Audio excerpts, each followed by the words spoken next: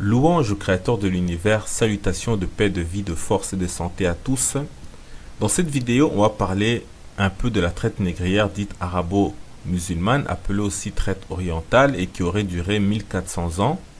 Mais notre sujet principal sera l'épreuve de la noirceur des Phéniciens et des Maures.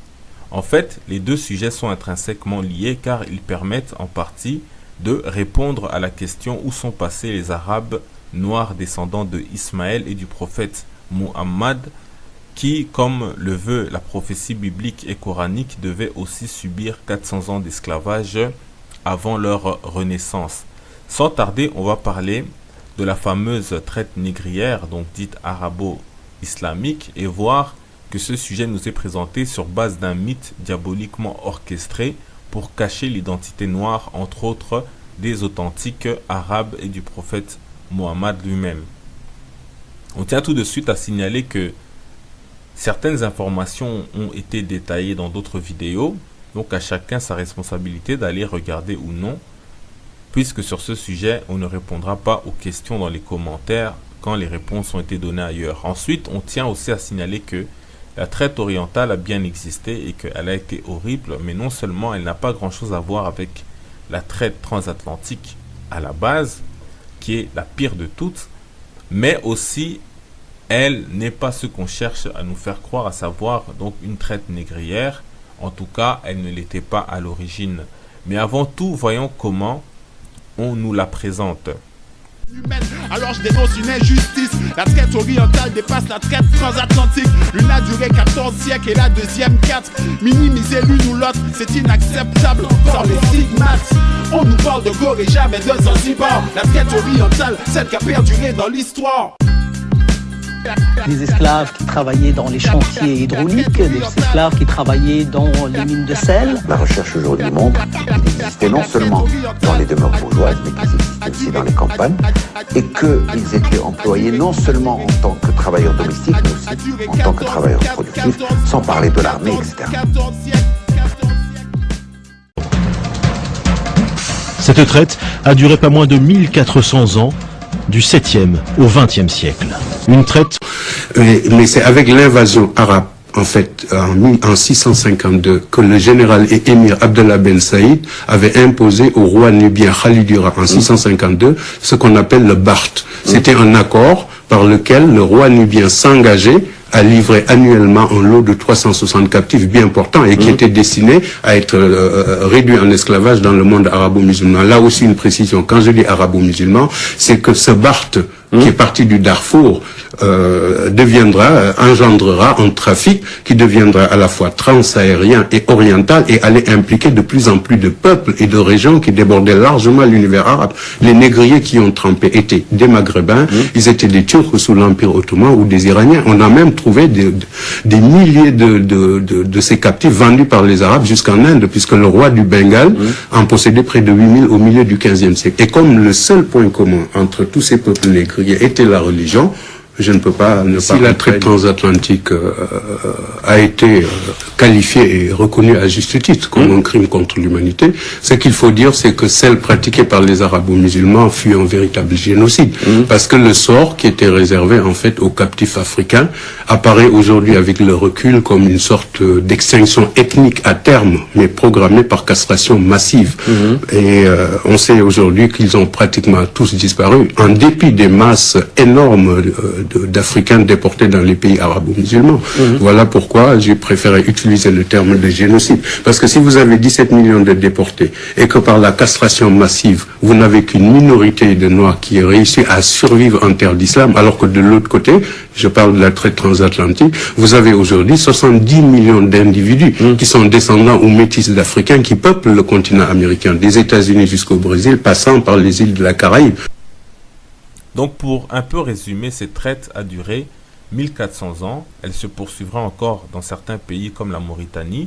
Elle fut génocidaire et aurait débuté en 652 après la signature du Pacte, qui est un traité entre les Arabes et les Nubiens, qui sont des Noirs du Soudan. Et ce traité exigeait la livraison de 360 esclaves nubiens par année. Et cela va durer près de 700 ans, mais que aussi les Arabes n'hésiteront pas cependant à enlever régulièrement, à faire des razzias pour prendre des esclaves en plus de ceux qui reçoivent de ce traité. Et c'est justement là que nous avons déjà un premier problème. On essaye de nous présenter le fameux traité Bacte comme un traité esclavagiste qui a été imposé aux Nubiens par l'empire arabo-islamique représenté par l'Égypte. Or, cela est totalement faux puisque ce Bacte fait suite à la deuxième bataille du Dongala où les musulmans ont essayé d'envahir la Nubie makourite et ont été vaincus pour la seconde fois.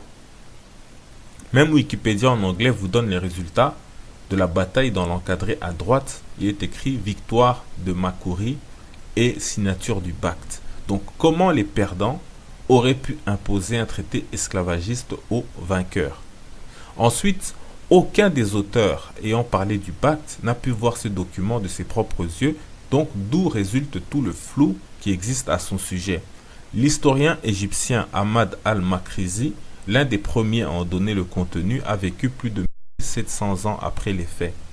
Et le terme qui est utilisé pour les prétendus 360 esclaves, entre autres, serait ras, qui veut dire tête en arabe et qui peut correspondre à 300 têtes de bétail.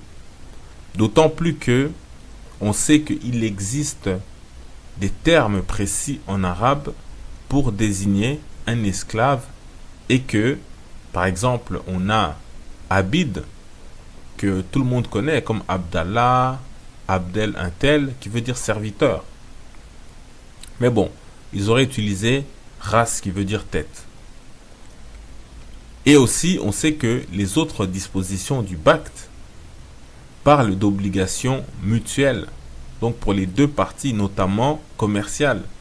Et sachant que la Nubie était riche en bétail, donc cela ne nous surprendrait pas que ce soit plutôt un pacte de non-agression et un traité plus commercial. Malgré tout, Al-Makrizi en déduit qu'il s'agissait des esclaves, que c'était quasiment de la capitulation de la part des Nubiens vis-à-vis des Arabes, et il se trouve que les suiveurs de notre époque aussi suivent cet avis-là. En réalité, l'objectif de ces tromperies était d'entretenir le mythe du noir éternel esclave maudit par Noé et qui se soumet même quand il gagne. Pourtant, les faits historiques montrent que ce sont les Nubiens qui ont à plusieurs fois brisé ce pacte-là de non-agression. Par exemple, Wikipédia nous dit, donc lorsque l'on tape année 748 dans le monde musulman, on nous dit lorsque le wali d'Égypte fait arrêter le patriarche d'Alexandrie, le roi nubien copte de Dongala, Syriacus entre parenthèses, franchit la frontière à Assouan et s'avance jusqu'à Phostat. Le patriarche est libéré et le traité de paix est reconduit entre la Nubie et l'Égypte. Point. Fin de citation. Donc Phostat, c'est la capitale de l'Égypte à l'époque. Et cette histoire a lieu en 748, c'est-à-dire 100 ans après la signature du Bacte. Et on nous dit que les Nubiens sont allés jusqu'à la capitale. Ce récit est bien connu et il nous est raconté dans les sources musulmanes ottomanes, nubiennes et coptes. Les archives coptes disent du roi syriaque de Makuri que aucun des rois de la terre ne peut se dresser contre lui. Lisons un peu ce que nous dit la version éthiopienne du récit, certes un peu romancé, mais qui nous traduisent clairement ce qui s'est passé. C'est en son temps du roi Saifa Arad que le roi des musulmans appelé Marwan al-Gadin, entre parenthèses Marwan II, le dernier calife omeyyade, fit enchaîner Abba Michael, 46e patriarche d'Alexandrie. Le roi avait demandé au patriarche « Apporte-moi beaucoup d'argent » et Abba Michael lui avait répondu « Je n'ai ni or ni argent à te donner ». C'est pourquoi le roi le fit enchaîner. Quand le roi d'Éthiopie, Saifa Arid, apprit que les musulmans avaient condamné et fait enchaîner Abba Michael, il fut pris d'une sainte colère, descendit en Égypte avec une nombreuse armée et ravagea les provinces. Apprenant l'arrivée du roi d'Éthiopie, le roi des musulmans lui écrivit « Quand tu recevras mon message, j'aurai fait relâcher le patriarche, sinon malheur à moi. » il fit relâcher le patriarche, le combla d'honneur et de présents en or et en argent. Saïfa Harid rentra tranquillement chez lui. Point. Donc on voit clairement que les rois nubiens n'étaient pas du tout soumis aux musulmans, au point de menacer même la capitale de l'Égypte. On nous dit que plus tard encore, le patriarche copte a été à nouveau emprisonné et que les successeurs, donc le successeur du roi syriaque appelé David, avait menacé de bloquer les eaux du Nil et que les musulmans ont libéré à nouveau le patriarche d'Alexandrie et ont proposé même 120 000 dinars au roi David qui n'était pas intéressé. Donc il a montré ainsi que son royaume était suffisamment riche, n'avait pas besoin de prendre cet argent-là. On dit même qu'il a exigé à la place un morceau de la vraie croix du Christ, soi-disant. Enfin, on peut dire aussi qu'il y a un dernier récit qui est très amusant et qui va se dérouler vers l'an 830. On nous dit que pendant qu'il y avait la guerre civile en Égypte, les Nubiens ont cessé de livrer les esclaves selon le Bacte. Ici, il faut dire qu'on est 200 ans donc après la signature. Et quand l'empire musulman donc va récupérer l'Égypte, on nous dit qu'il va exiger non seulement le retour des livraisons d'esclaves, mais aussi les arriérés, donc ceux qui n'ont pas été livrés pendant la guerre. Et le roi de Makuri va envoyer son fils, et le résultat sera que les arriérés seront annulés, et que au lieu de 360 esclaves par an, ce sera tous les 3 ans. Pire, ce sont les musulmans qui vont couvrir le prince nubien et sa délégation de cadeaux. Donc en bref, un récit qui nous semble être probablement interprété d'une manière insensée. On a toujours en fait voulu faire passer cette histoire-là pour un manque de moyens, un manque d'argent des Nubiens, qui vont maintenant aller supplier les musulmans pour alléger le tribut qu'ils devaient leur payer. Mais en vérité, au vu de la richesse de la Nubie attestée à cette époque par les historiens et qui va durer jusqu'au XIIe siècle, et par contre l'appauvrissement de l'Égypte après la guerre civile, on peut plutôt penser que c'est plutôt ces derniers-là qui n'avaient plus les moyens de commercer régulièrement comme auparavant avec les Nubiens. Donc ça, c'est plus sensé. En clair, donc le fait de dire que la traite négrière islamique dure depuis 1400 ans en partant du Bacte, cela n'est qu'un mythe. Mais on en reparlera. Et déjà, on sait, comme on l'a vu, que les Arabes originels dont descend le prophète de l'islam étaient noirs. Donc on ne peut pas parler de traite négrière entre noirs. Ensuite, oui, ils pratiquaient l'esclavage, les Arabes, mais en rien basé sur la race. Ils pratiquaient l'esclavage sur les blancs, les jaunes et même sur des arabes. Et cela sans théorie de déshumanisation. Par exemple, Zaïd ibn Harith a été adopté par le prophète de l'islam.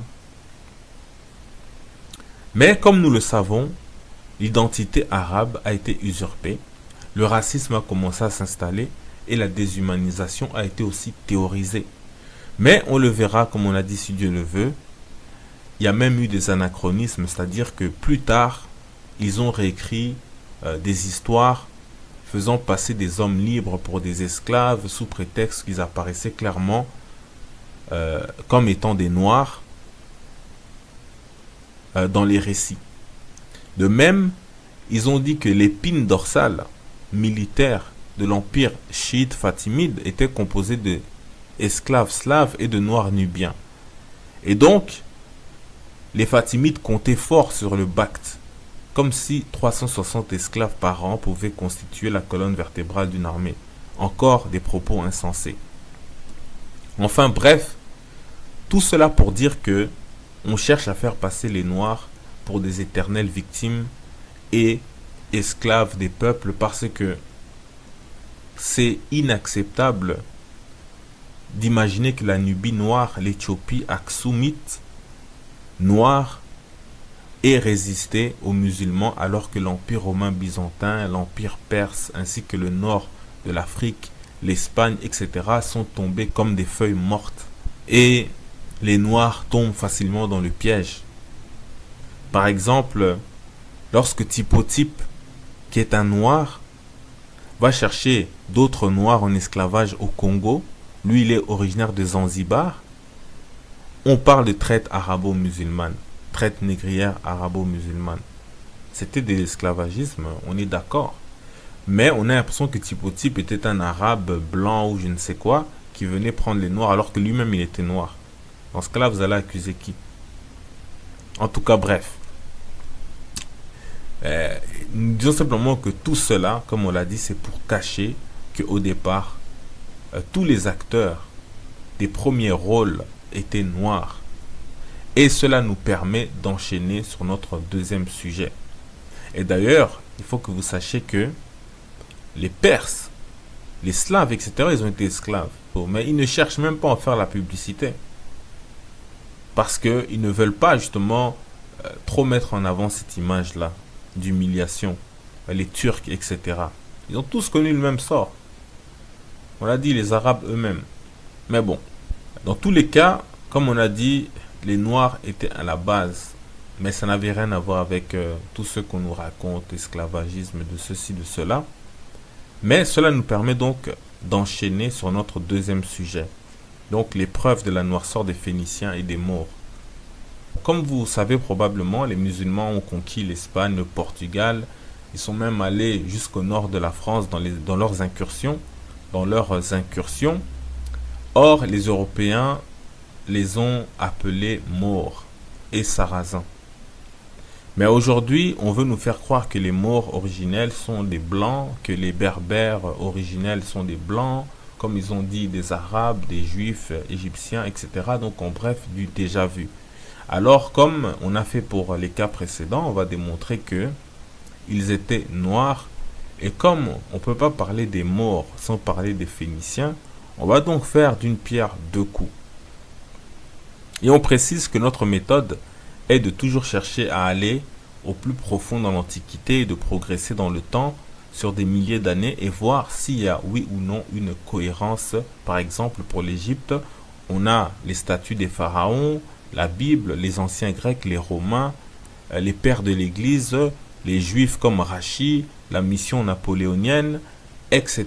Donc sur près de 3000 ans en continu, les Égyptiens étaient vus comme étant des hommes noirs par différents peuples de différentes cultures et religions. Donc qu'en est-il des Maures et Phéniciens? De ce fait, donc, on invite ceux qui disent qu'ils étaient des Blancs à nous faire le même exercice pour voir s'il y a une cohérence sur des milliers d'années. Donc, qui sont les Phéniciens qui sont aussi des Maures? Eh bien, pour cela, commençons par la Bible, où les Phéniciens sont des Cananéens. On nous dit, Genèse chapitre 10 verset 6, les fils de Cham firent Couche, Misraïm, Pout et Canaan. Point. Donc Canaan est bel et bien le fils de Cham, dont tout le monde, ou presque, même les racistes s'accordent pour dire qu'il est noir. Donc pour plus de détails, vous n'avez qu'à aller voir nos anciennes vidéos. Ensuite, plus important, la Bible nous dit, Genèse chapitre 10 au verset 15, Canaan engendra Sidon, son premier-né. Point. Wikipédia nous dit à propos de Sidon. Sidon ou Saïda en arabe fut dans l'Antiquité la capitale incontestée de la Phénicie. Point. Donc déjà ici, on aurait pu s'arrêter et dire que on se base sur une source sacrée, donc stop. Mais on va aller en profondeur. Mais gardons toujours à l'esprit cette information biblique et voir si c'est cohérent avec ce qui se fait ailleurs. Pour ça, allons dans la mythologie grecque. Dans la mythologie grecque, on nous dit Agénor est un roi phénicien de Tyr. Il est le fils de Poséidon et de Libye, ce qui fait de lui le frère de Bélus et de Lélex. Originaire d'Égypte, il se rend en Phénicie où il devient roi et épouse Téléphassa. Il en a plusieurs fils, entre parenthèses Cadmos, Phénix et Cilix, et une fille Europe. Donc juste pour s'arrêter un instant là, Europe, donc on dit que c'est la fille d'un roi phénicien, donc d'un roi noir. Certaines traditions lui attribuent aussi d'autres fils, Phiné, Tassos et Képhé ou Céphée.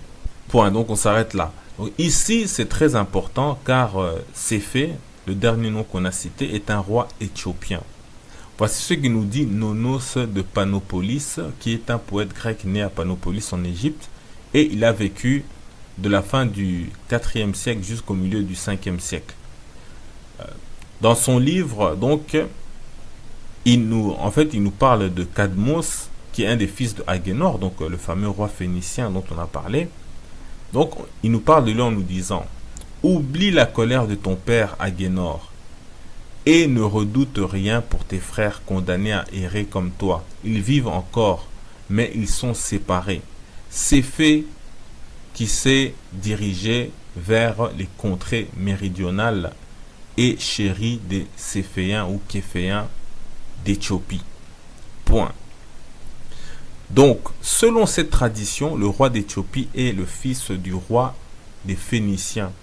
Et tous sont originaires d'Égypte. Donc, tous sont noirs.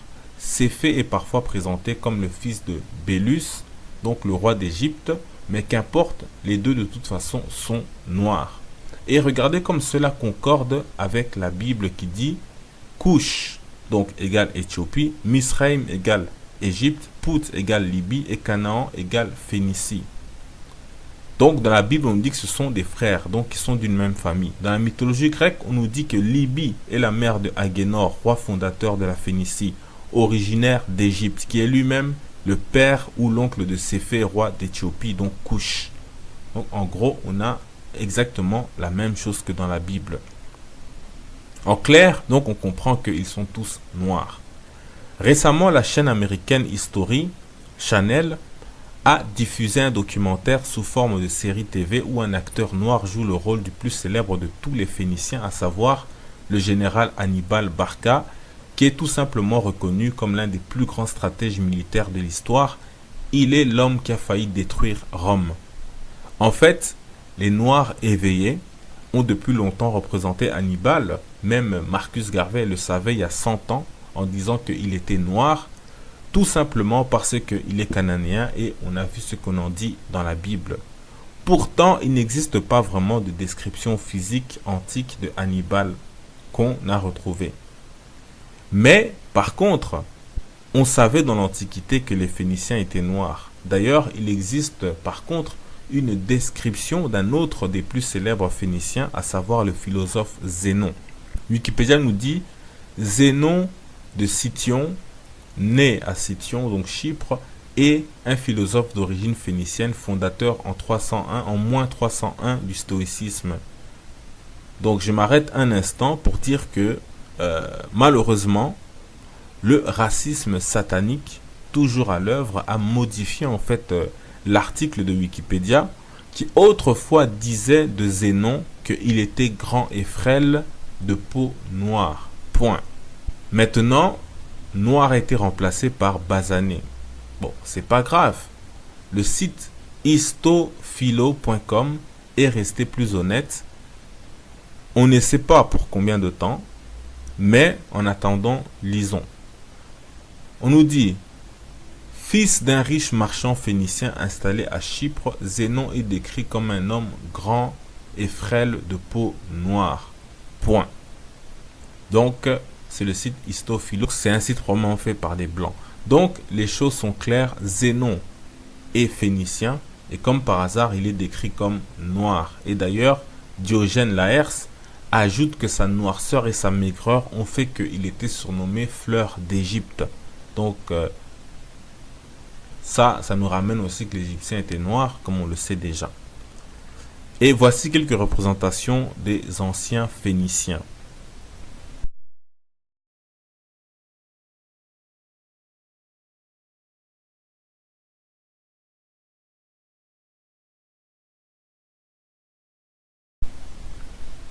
Maintenant, on va passer aux Maures et on reviendra plus tard sur les Maures, les Phéniciens et même pour comprendre la description de Hannibal qui était noir.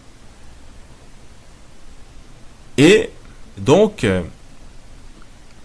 les premiers arguments qui vont suivre, il faut dire que ces arguments-là proviennent du livre Bulletin et mémoires de la Société d'anthropologie de Paris, tome 4. D'ailleurs, au passage, quand j'y pense, Donc pour ceux qui veulent lire plus sur le Bakht, donc le traité soi-disant esclavagiste, les Arabes qui ont imposé ça aux Nubiens, ils peuvent aller lire les articles qui apparaissent en lien à l'écran ou bien sous la vidéo, et donc sur d'autres sujets aussi. Donc on dit que les arguments qu'on va présenter là, les premiers, proviennent du livre Bulletin et mémoire de la Société d'anthropologie de Paris, tome 4, version 1903. Donc c'est un livre qui est paru à une époque extrêmement raciste. Nous, on n'était pas là. Donc c'est pas nous qui avons influencé ce que vous allez entendre. D'ailleurs, on était tous colonisés, esclavagisés, etc. Bon, la partie qui nous intéresse s'intitule Étymologie et définition diverses du nom de Maure, donc par Adolphe Bloch ou Bloch. Tout d'abord, l'auteur nous indique qu'il a trouvé au moins 5 définitions. On vous met toutes les définitions à l'écran sans les lire, sauf la suivante qui nous intéresse. Isidore de Séville, donc il nous dit que c'est l'étymologie grecque, donc Isidore de Séville, 6e siècle après l'ère chrétienne, rapporte que les Maures étaient ainsi appelés par les Grecs à cause de leur couleur, car chez les Grecs, dit-il, Mauricia signifiait noir. On rappelle que Isidore de Séville, né au 6e siècle, est l'évêque de Séville en Espagne. C'est un spécialiste de l'étude des mots.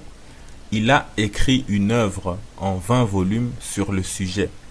Et c'est ce qu'il nous dit qui est très important, à savoir que les Grecs appelaient les Maures à cause de leur couleur de peau, car ce mot veut dire noir. Or, les Grecs, c'est des siècles avant l'islam.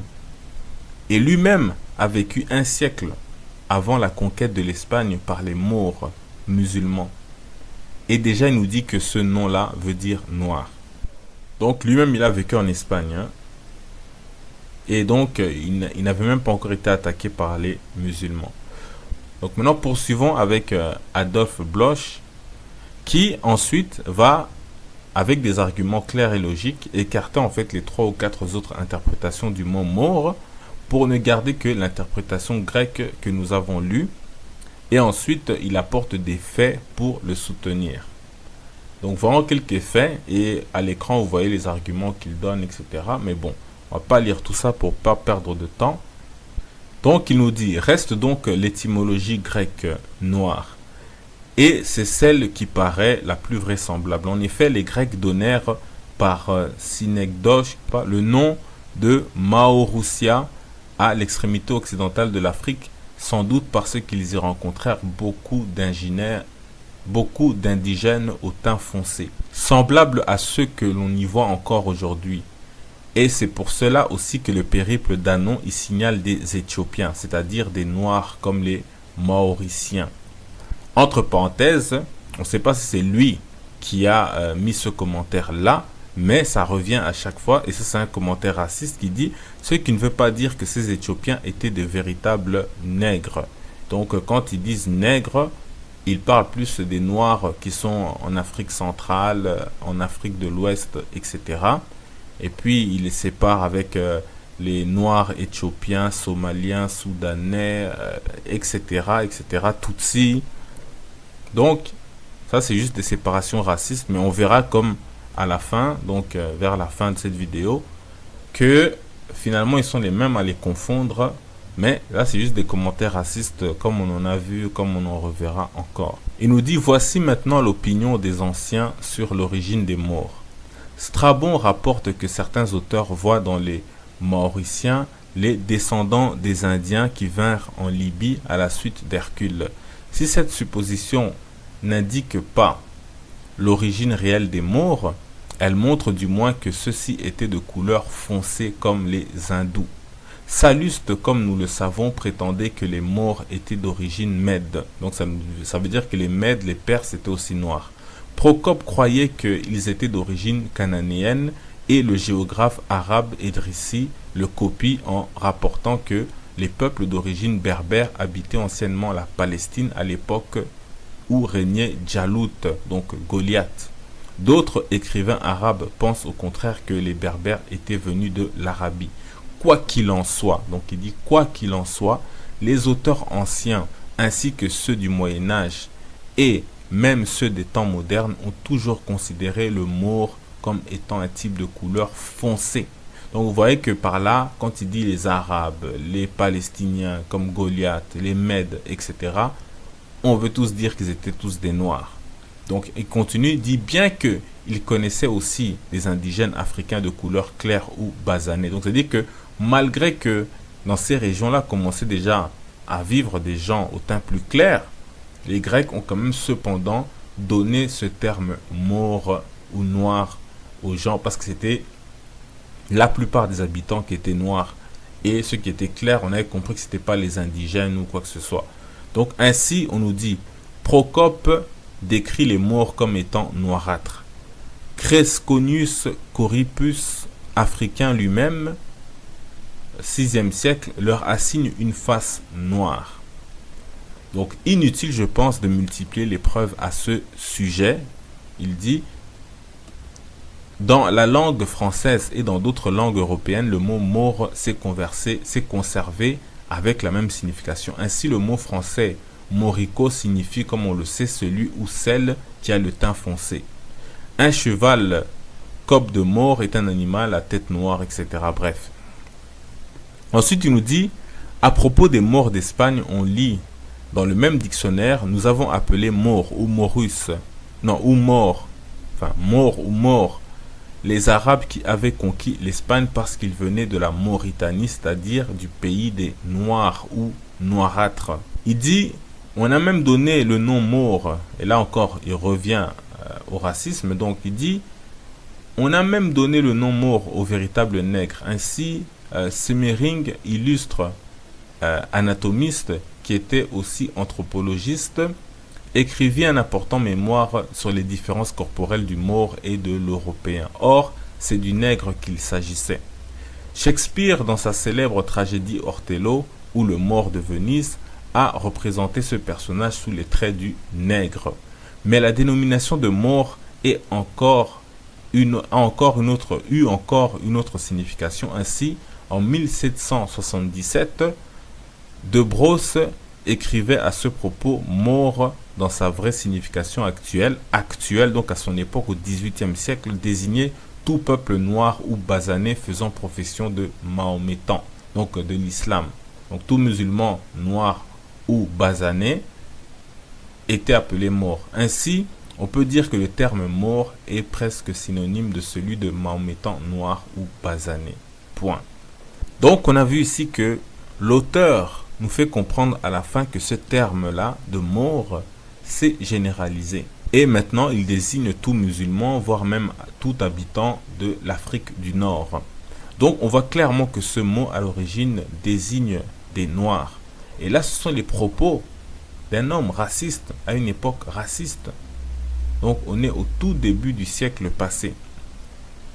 Dans le site Le Carrefour de l'Islam, on cite un midrash, donc un commentaire juif de la Bible par Jacob ben Isaac, homme du XVIIe siècle, qui, à propos de la jeunesse, nous dit « C'est pourquoi Cham voulut effacer le déshonneur de sa femme, pourtant le Saint béni soit-il le punit.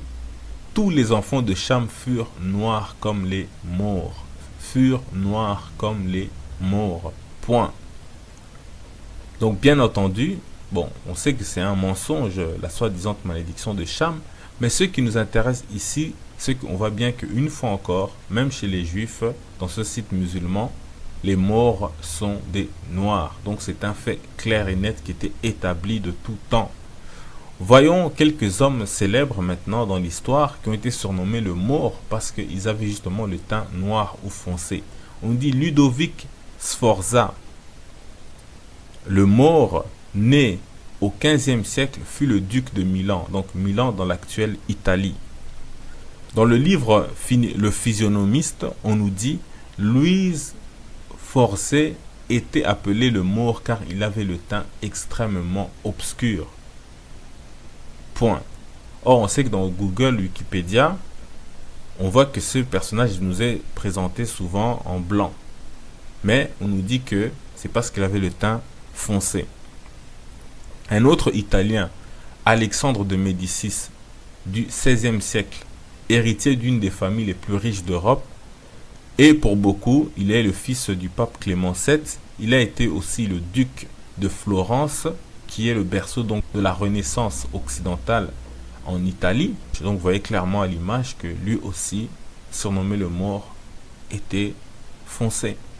Maintenant, voyons d'autres faits encore concernant les Maures ou têtes de mort. Donc il y a eu récemment une polémique au Vatican parce que le pape Benoît XVI en fait a continué à porter son blason de pape alors qu'il avait démissionné, et ce blason en fait représente la tête d'un Maure. Tête d'un Maure qui était utilisée depuis près de 1000 ans en Allemagne, à Freising et à Munich. Donc certains disent que c'est en l'honneur en fait de l'évêque qui a converti cette région que on a gardé cette tête-là, et d'autres disent que ils ignorent pourquoi, ou que c'est pour montrer que l'Église est universelle, sans racisme, etc. D'autres disent encore c'est parce que le christianisme nous a sortis de la sauvagerie, donc c'est pourquoi on a mis cette tête de noir là. Mais on en reparlera si Dieu veut.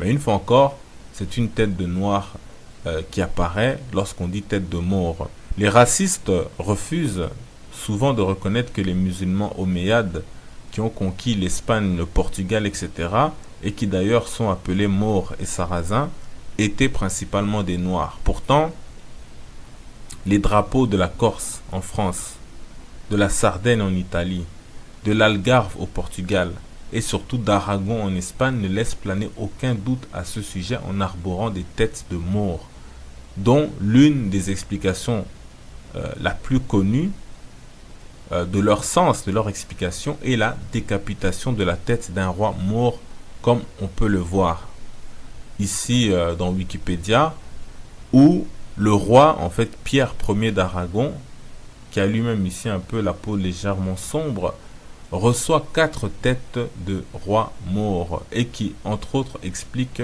le drapeau d'Aragon que vous pouvez voir. Rappelons que c'est l'Espagne donc musulmane qui est en grande partie à la base de la dite renaissance de l'Europe, car le Moyen-Âge chrétien avait entre autres fait presque disparaître la culture gréco-latine ou romaine, considérée comme païenne, et la philosophie qui va avec, mais aussi la base en fait, ces musulmans, cette culture musulmane d'Espagne, est la base des découvertes de l'Amérique, car les musulmans ont légué l'astrolabe qui est originaire de l'Inde et la boussole originaire de la Chine à ces Espagnols, à ces Portugais. Donc ces deux instruments qui ont permis de naviguer dans l'océan, donc montrant ainsi en fait que ces musulmans-là étaient plus ouverts d'esprit sur le monde que les Européens eux-mêmes. D'ailleurs, c'est pas pour rien que c'est en Espagne qu'on a parmi les plus anciennes universités d'Europe, sans parler des monuments architecturaux d'Andalousie, mais surtout la découverte de l'Amérique, comme on a dit. C'est aussi là que chrétiens, juifs et musulmans pouvaient vivre dans une certaine harmonie. Donc, ce n'est pas l'islam qu'on voit aujourd'hui qui fait tellement peur au monde entier. Lorsqu'il y a de plus en plus de musulmans dans un pays, tout ça est arrivé après, il y a eu des raisons pour cela. Mais l'islam à la base, d'ailleurs le Coran le dit tout le temps, de méditer, de réfléchir sur la nature. Donc tout ça, ça va avec la science. Mais bon, c'est une autre affaire. Mais comme le diable ne dort jamais, de nos jours, on commence de plus en plus à voir sur Internet et ailleurs les morts ou les têtes de morts, autrefois noires sur les drapeaux, notamment d'Aragon, d'Algarve, etc. On commence à les voir devenir blancs. C'est le cas, par exemple, lorsqu'on tape drapeau de l'Aragon sur Wikipédia. Mais bon, pour l'instant, c'est surtout un travail grossier qui est fait par Photoshop. Mais cela prend de plus en plus de l'ampleur, comme on a déjà vu que Wikipédia avait changé, que Zénon était noir, ils l'ont mis maintenant basané. Et même les nouvelles éditions de livres antiques, qu'on peut aller voir dans les bibliothèques, etc., comme Hérodote, le livre 2 où il parle des Égyptiens, le mot noir a été remplacé par basané. Donc, on ajoute parfois aussi au mot mort berbère entre parenthèses ou à côté. Tout cela pour faire croire qu'ils étaient comme les Maghrébins blancs d'aujourd'hui qui se sont appropriés l'identité berbère, par exemple. Déjà que ce terme-là, c'est même pas vraiment un terme de peuple, mais bon. Donc, c'est une sorte de lutte, en fait, entre ceux qui se basent sur les faits et ceux qui privilégient d'abord le racisme. Donc, si vous regardez l'extrait de ce film connu, qu'on appelle Les Visiteurs, où des hommes, en fait, du XIIe siècle, en France, sont transportés dans le futur, à notre époque, et quand ils voient un noir, ils le prennent pour qui? Un sarrasin ou un maure. Donc, rappelant ainsi que les Maures étaient bien ceux qui étaient montés jusqu'en France, en Espagne, etc. Mais il est fou, dit! Oh! Mais sire! Un sarrasin! Mais sire!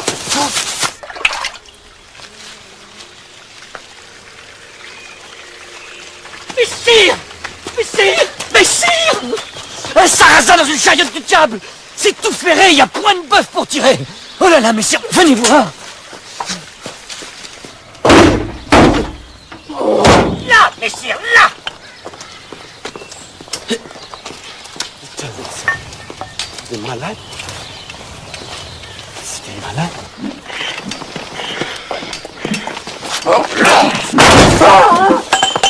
C'est des malades! C'est des malades! C'est des malades!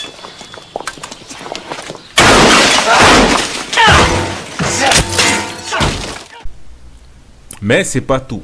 Il y a aussi eu les empires almoravides et almohades qui ont aussi dominé l'Espagne. Et là, c'était encore des Noirs qui ont fondé ces empires. Et au passage, ils ont fondé Marrakech, pour ainsi dire, ils ont fondé le Maroc. Et ça, c'est des choses que peu de gens savent. Donc, écoutez justement qu'est-ce que ça donne lorsque un Maure, un vrai Maure de Mauritanie, le rappelle à une diplomate marocaine. L'exclusion de la RASD. Et puis à part ça, de toute façon, entre le Maroc et la Mauritanie, je reviens un peu là-dessus, parce que ceux qui ont colonisé, ceux qui ont été à la conquête de l'Andalousie espagnole, l'Andalousie, c'est les Mauritaniens, ils sont partis d'Azougui. Et puis c'est les Mauritaniens qui ont créé Marrakech. C'est les Mauritaniens qui ont créé Marrakech.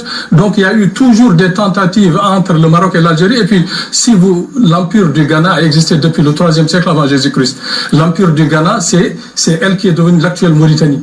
Les Gnawa qui sont au Maroc maintenant, qu'on les appelle Gnawa, ils viennent de l'empire du Ghana. L'empire du Ghana, c'est l'actuelle Mauritanie. C'est l'actuelle Mauritanie, cause pour laquelle on les appelle les Gnawa. Les Gnawa, beaucoup de Marocains aussi ne le savent pas. Et puis beaucoup de on le sait très bien, les racines africaines du Maroc. Voilà, mais donc ils viennent de la Mauritanie, les Gnawa viennent de la Mauritanie, de l'Empire du Ghana. Le Maroc est africain, il y a plusieurs, notamment les Gnawa, mais les racines africaines sont présentes et sont séculaires. Je crois que le débat est très passionné et donc en fait c'est la preuve que cette intégration, réintégration du Maroc au sein de... D'ailleurs, lisons un peu la description physique de Youssef Ben Takfin, fondateur de Marrakech et qui est le conquérant de l'Espagne sous les Almoravides. Et cette description est dans le Roud al-Kartas, Histoire des souverains du Maghreb, entre parenthèses Espagne et Maroc. On nous dit, voici le portrait de Youssef, teint brun, taille moyenne, maigre, peu de barbe, voix douce, yeux noirs, nez aquilin, mèche de Mohamed retombant sur le bout de l'oreille, sourcils joints l'un à l'autre, cheveux crépus. Point. Ensuite, on a ici une représentation de son cousin, donc Abou Bakr ibn Omar, sur une monture. Lui aussi, c'est un autre chef almoravide et un autre roi. Et d'ailleurs, lui, il est enterré dans l'actuelle Mauritanie. Et il apparaît même plus noir à l'image sur cette carte catalane d'Espagne que l'empereur du Mali lui-même, Mensa Moussa. Et donc, cela confirme bel et bien donc ce que ce Mauritanien est en train de dire à cette diplomate marocaine, qui d'ailleurs n'a rien contesté. Et on voit souvent des Maghrébins, tout ça, qui sont pas contents qu'on leur ramène les faits authentiques sur la noirceur de tel ou tel peuple. Ben, ils font des vidéos avec des arguments assez légers pour contester donc la noirceur des Maures, des Berbères antiques, etc. Mais face à face, dans un vrai débat avec les vrais arguments, comme on est en train de vous montrer là, il tiendrait pas très longtemps.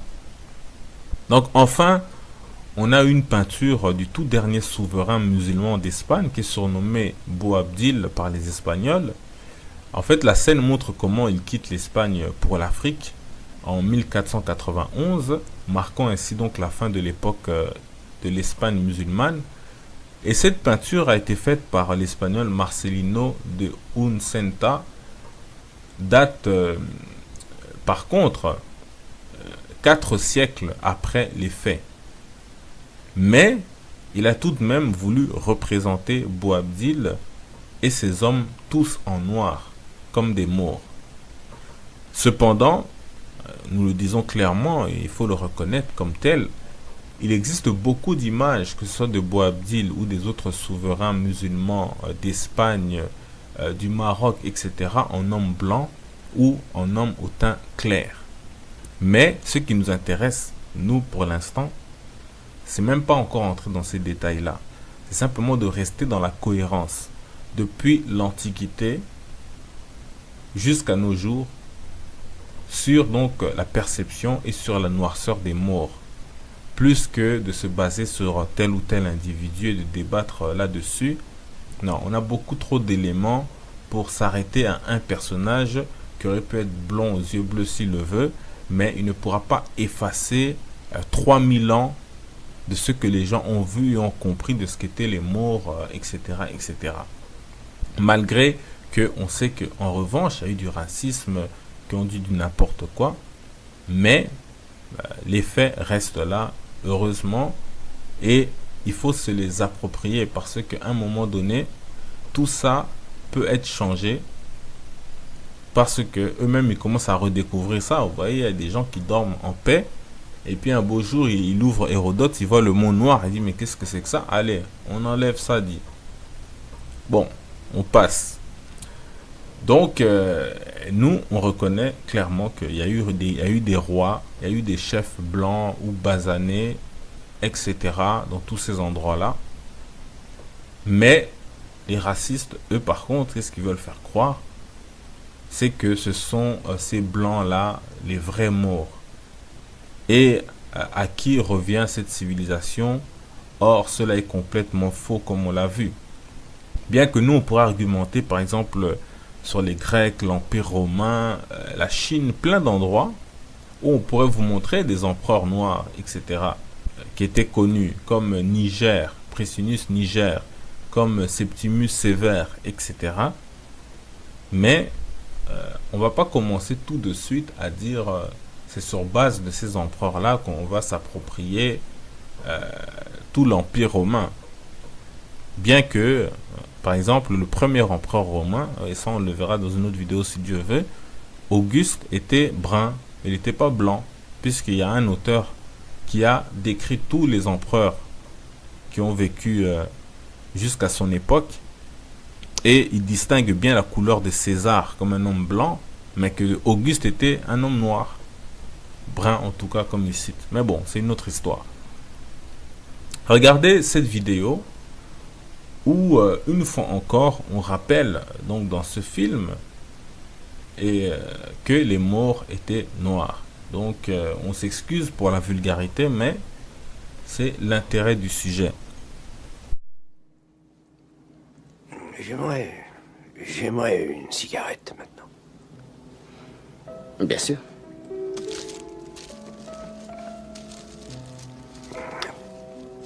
Vous avez une allumette? Non, attendez, j'ai ce qu'il faut. Voilà.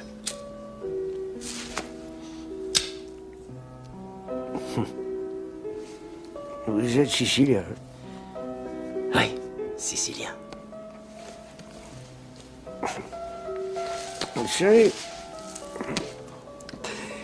j'adore lire. Surtout des bouquins qui parlent d'histoire. Je trouve ces conneries fascinantes.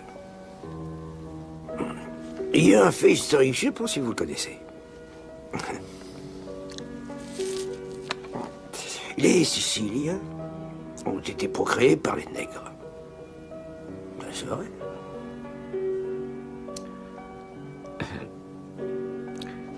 Demande pardon. Si, c'est un fait. Oui, oui. Vous voyez, les Siciliens ont du sang noir qui fermente dans leurs artères. Alors, si vous ne me croyez pas, vous pouvez vérifier. Il y a des centaines d'années de ça, les Maures ont conquis la Sicile. Et les Maures sont des nègres. Oui. À l'époque, figurez-vous, les Siciliens étaient normaux, comme les mecs d'Italie du Nord. Les cheveux blonds, les yeux bleus et tout ça. Mais, quand les Maures sont arrivés, ils ont changé le pays tout entier. Ils ont tellement baisé avec les Siciliennes, mon pote, hein, qu'ils ont changé le sort du pays à tout jamais. Et c'est pour ça que les blonds aux yeux bleus sont devenus des basanés aux yeux noirs. Je trouve ça absolument stupéfiant, non? De penser qu'aujourd'hui, encore après des siècles et des siècles, que les Siciliens ont gardé leur gène de nègre. Et tout ça... Non, je parle pas, je cite des faits historiques. C'est écrit. C'est écrit dans les livres. Je l'adore, ce gars. Mais non, mais c'est vrai. Oui. Oui. Tes ancêtres étaient des nègres. C'est comme ça. Et oui. Et ton arrière-grand-mère s'est fait un nègre. Et ses enfants étaient à moitié nègres. Alors, si c'est un fait établi, dis-moi, est-ce que je te mentirais? Non. Et toi, tu es ce qu'on appelle café au lait. Oh.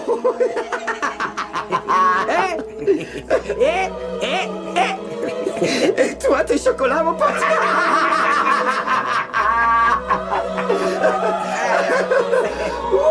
Je l'adore. Très amusant. Très amusant. Donc, on a vu dans l'extrait de ce film qu'on mentionne le célèbre Ortello, le Maure de Venise de Shakespeare. Lui encore est souvent interprété par des Noirs au cinéma, mais bien sûr aussi, comme vous pouvez le voir, il est parfois mis en blanc. Donc on voit que ce phénomène-là n'est pas quelque chose qui sort de notre imagination. La reine des Saba, on a déjà vu ça dans une autre vidéo, elle apparaît noire, blanc, etc. Donc, c'est ainsi les choses. Et on rappelle que Ortello, dans la pièce de Shakespeare, est le gouverneur de Chypre. On peut donc multiplier les exemples de Maures illustres, etc. Mais on n'en citera qu'un dernier, à savoir le prétendu Saint Maurice. En fait, l'intérêt de ce personnage est qu'il a vécu au IIIe siècle, c'est-à-dire longtemps avant l'islam ou la conquête de l'Espagne andalouse, etc. Et on nous dit que c'était un général romain originaire de Thèbes en Égypte. Donc il se serait converti au christianisme et il est mort en martyr avec toute son armée noire pour avoir refusé de tuer des chrétiens dans l'actuelle Suisse ou en Allemagne, où d'ailleurs il est vénéré jusqu'à aujourd'hui comme un grand saint. Bon, on va pas trop s'attarder sur lui aujourd'hui, mais il faut dire que son véritable nom, en réalité, nous pensons qu'il ne pouvait pas être Maurice. On lui a simplement décerné ce nom-là car il est toujours manifestement représenté en homme noir et qu'il apparaît dans beaucoup d'églises en Europe, etc. Donc, si jamais il s'agissait peut-être de personnes différentes, on s'est dit non, on va prendre un personnage générique et on va dire c'est Saint Maurice. Comme ça, on va pas s'étonner de voir des noirs partout. Saint-Maurice à la place, c'est bon. Et bien évidemment, comme on sait que ce nom fait référence aux Maures, bon, là c'est plutôt l'intérêt qui nous intéresse aujourd'hui. Mais c'est ce Saint-Maurice là qu'on représente un peu partout, au point même que certains affirment que la tête de Maure, qui est un symbole jusqu'aujourd'hui, comme on l'a vu dans la Corse, etc. Mais le Maure est aussi un grand symbole de l'Empire germanique, dont on reparlera si Dieu veut. Et donc on veut nous faire croire que tout ça représentait Saint-Maurice. On voit un chevalier sur un tableau, c'est Saint-Maurice. Même si c'est à l'époque de la Renaissance, même si c'est à je ne sais quelle époque, c'est toujours Saint-Maurice. Comme c'était le seul noir de toute l'Europe antique. Mais on en reparlera si Dieu veut. Donc ceci dit, on peut se demander en fait où sont passés tous ces noirs, notamment ceux qui étaient installés en Espagne, au Portugal, et qui se sont convertis au christianisme pour certains, ou ceux qui sont restés musulmans et qui ont dû fuir en Afrique du Nord. Donc ce Maghreb qui aujourd'hui donc qualifie souvent les noirs de descendants d'esclaves. Et donc ça concerne tous les noirs. Donc dès qu'on voit un noir qui est là installé depuis plusieurs générations, qui n'est pas un migrant clandestin ou je ne sais quoi, un étudiant, eh bien on va dire c'est un descendant d'esclaves, c'est un abid ou je ne sais quoi. Eh bien nous pouvons penser ici que une partie de la réponse peut se trouver en fait dans la déportation massive des noirs vers l'Amérique. N'oubliez pas, on a vu que Maures et Sarrasins à la base désignent les noirs, puis les noirs musulmans. Or, en 1454, le pape Nicolas V écrivait ceci au roi du Portugal, mais aussi au roi d'Espagne dans la bulle intitulée Dum Diversas. Donc il nous dit, par les présentes, nous vous accordons, entre parenthèses, au roi d'Espagne et du Portugal, de par notre autorité apostolique, permission complète et libre d'envahir, de rechercher, de capturer, de soumettre les Sarrasins et les païens et tous les autres incroyants et ennemis du Christ, où qu'ils puissent être, ainsi que leur royaume, duché, comté, principauté et autres biens, et de réduire leur personne à la servitude perpétuelle, donc la servitude éternelle. Mais en fait, dans une autre bulle, le même pape, donc cette bulle là s'appelle Romanus Pontifex. Cette fois-ci, on voit qu'il accorde en fait toute l'Afrique, l'Afrique noire en particulier, au Portugal. Et il leur autorise la pratique de l'esclavage à la condition contradictoire de les évangéliser. Et ça, d'ailleurs, on a vu que, par exemple, avec le Code noir, on insistait pour que l'esclave soit converti au christianisme catholique romain. Et ça, c'est la contradiction avec l'évangélisation, alors que vous voulez en faire d'eux des perpétuels esclaves. Donc, bref. Et donc, cette bulle, en fait, sera renouvelée par les papes qui vont suivre. Et cela même après la reconquête totale de l'Espagne et du Portugal, donc vers 1491. Notamment, on le voit avec le pape Léon X en 1514 avec le Presles Denotionis. Donc c'est des termes latins, tout ça qu'on est en train de vous sortir ici là. Donc en clair, en fait, contrairement à ce qu'on aurait pu penser qu'il parle simplement des musulmans, mais on voit clairement que ça vise d'abord les Maures et après cela devient en fait toute l'Afrique noire. Donc ça vise les Sarrasins.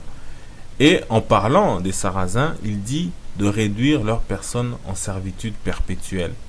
Ce qui deviendra pratique justement pour les envoyer en esclavage avec la découverte de l'Amérique. Or, il est étrange que l'on ne retrouve aucun maghrébin blanc dans ces esclaves-là. Pourtant, ils sont musulmans, ils sont censés être les ennemis du Christ, etc. Et cela aurait été pratique dans leur conflit, qui était d'ailleurs terminé, puisqu'ils ont reconquis l'Espagne et tout ça. Donc, la vérité est qu'on visait bel et bien les noirs musulmans, et plus tard tous les Noirs. Or, il se trouve que ce mot de Sarrazin existait avant l'islam, comme nous le dit Isidore de Séville, qui nous a déjà donné tout à l'heure la définition de Maure, qui est un spécialiste, comme on a dit, il a écrit 20 livres sur l'étymologie. Il nous dit, donc, les Sarrasins ainsi nommés, soit parce qu'ils se prétendent descendants de Sarah, soit au dire des païens, parce qu'ils sont d'origine syrienne. Ils habitent un très vaste désert. On les appelle Ismaélites. On les appelle Ismaélites parce qu'ils sont issus d'Ismaël. On les appelle Ismaélites parce qu'ils sont issus d'Ismaël. Ou encore Kédar, du nom d'un fils d'Ismaël. Souvenez-vous, on vous a montré que Kédar veut dire sombre. Ou encore Agarénien, d'après Agar. Donc Agar, c'est la mère d'Ismaël. Donc il conclut en disant on les appelle à tort Sarrasins parce qu'ils se vantent de descendre de Sarah. Point. Donc c'est Isidore de Séville dans Étymologie, tome 9. Donc ici on rappelle que Isidore de Séville a vécu et est né avant que l'islam arrive. Il a vécu un siècle avant qu'on conquiert l'Espagne, son pays. Donc il n'avait pas à parler sous prétexte de haine contre les musulmans ou quoi que ce soit. Il ne les connaissait probablement même pas à ce moment-là. Donc, si le terme Maure désigne les Noirs, comme on l'a vu encore avec Isidore de Séville, en général du nord de l'Afrique, et Sarrazin désigne plutôt les Arabes noirs à l'origine, mais comme on a dit, tout ça va se mélanger avec le temps.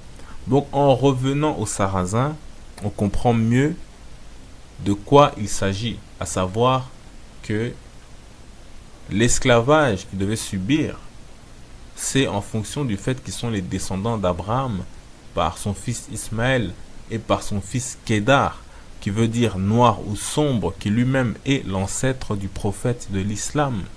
Or la Bible dit à Abraham dans Genèse 15-13, et l'Éternel dit à Abraham, sache que tes descendants seront étrangers dans un pays qui ne sera point à eux, ils y seront asservis, on les opprimera pendant 400 ans. Point. Beaucoup croient que cette prophétie visait simplement les Israélites, mais en vérité elle touchait aussi les Ismaélites, puisqu'il y a deux branches des descendants d'Abraham qui ont des promesses. Donc il y a la branche d'Ismaël et il y a la branche de Isaac. Isaac, mais plus Jacob, parce que comme on sait que, comment il s'appelle, Isaac est aussi le père de Édom. Donc, il y a une coupure pour Jacob, parce qu'en fait, la prophétie allait vraiment sur Jacob. C'est pourquoi Jacob s'appelle Israël, donc c'est de lui qu'on parle à la base. Tandis que Ismaël, l'autre côté, il est vraiment le patriarche. Donc, les deux patriarches, c'est Ismaël et Israël, donc Jacob. Donc, Sarrazin et Maure sont aussi des descendants d'Abraham. Par contre, les Cananéens, eux, ils ne sont pas les descendants d'Abraham.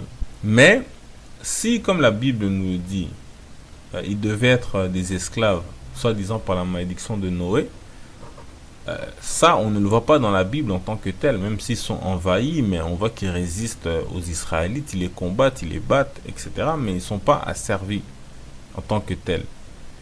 Parfois, oui, ils sont dominés, mais eux aussi dominent.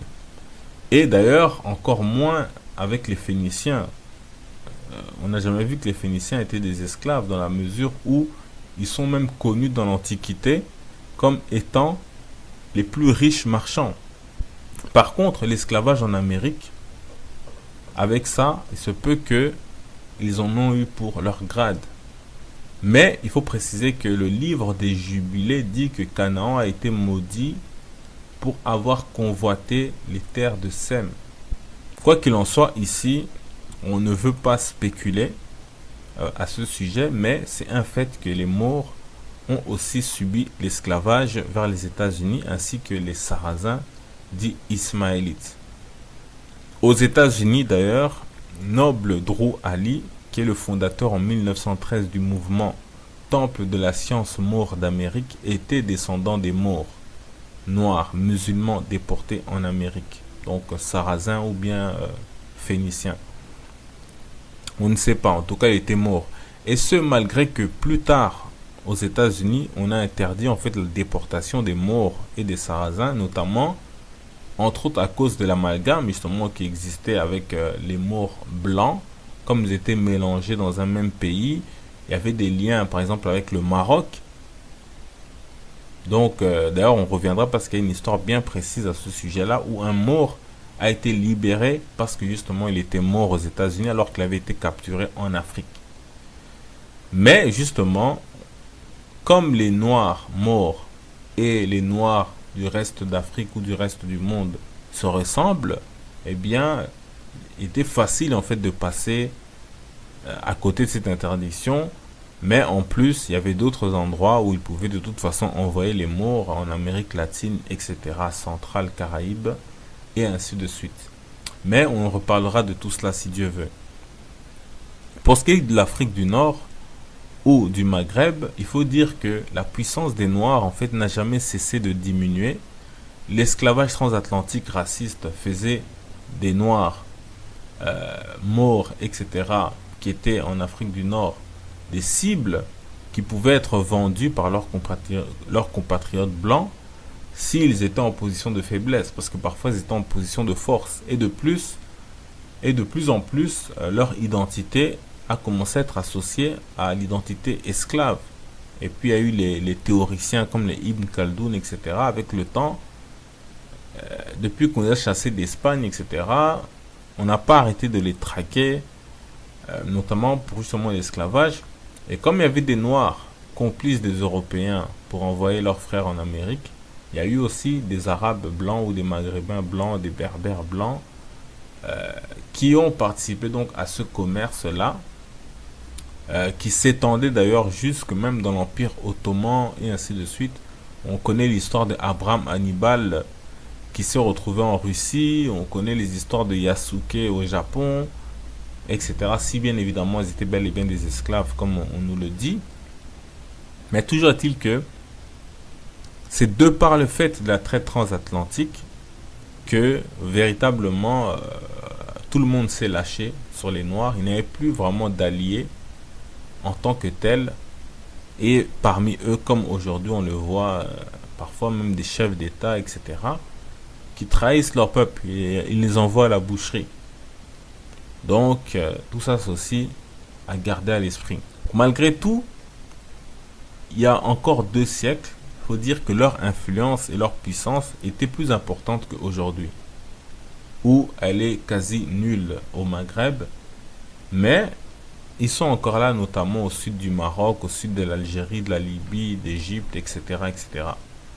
Et ils sont là, mais certainement loin des peintures orientalistes faites par des Européens de passage dans le monde musulman, comme on peut le voir ici. Ils étaient encore dans une position plus confortable qu'aujourd'hui, mais moins confortable que lorsque c'est eux qui étaient au pouvoir. Donc pour terminer maintenant, revenons au rapport Maure et Phénicien. Procope de Césarée, historien romain byzantin et secrétaire du général Bélisaire, donc qu'il accompagna dans ses campagnes militaires jusqu'en 540, en fait, nous permet facilement d'imaginer la couleur de Hannibal Barca, le Phénicien de Carthage. Et ça, c'est dans son livre de la guerre contre les Vandales, donc peuple dit germanique, qui a occupé l'Afrique du Nord, du Maroc à la Libye au 5e siècle. Donc, ces Vandales étaient tantôt les alliés et tantôt ils étaient les ennemis des Maures. Et leur capitale était devenue Carthage qu'ils avaient pris aux Romains. Donc, on doit comprendre que depuis longtemps, Carthage n'était plus aux mains de ses fondateurs, donc les Phéniciens comme Hannibal. Ainsi, Procope de Césarée, qui a vécu 1 siècle avant l'islam, nous raconte l'histoire des Maures. Voici ce qu'il nous dit. Donc c'est un texte qui est un peu long, mais on va quand même le lire. C'est intéressant. puisque le plan de notre histoire nous a conduit à parler des Maures, il ne sera pas hors de propos de reprendre les choses de plus haut, et de dire d'où ils sont partis pour venir en Afrique, et de quelle manière ils s'y sont établis. Lorsque les Hébreux, après leur sortie d'Égypte, atteignirent les frontières de la Palestine, ils perdirent Moïse, leur sage législateur qui les avait conduits pendant le voyage. Il eut donc Moïse pour successeur Jésus, fils de Navé. Donc, on s'arrête un instant pour dire que, vous voyez, un Byzantin qui a vécu il y a 1500 ans nous dit que il appelle Josué Jésus, fils de Navé, donc fils de Nun, pour dire qu'en hébreu, Jésus et Josué, en fait, c'est le même nom, pour ainsi dire.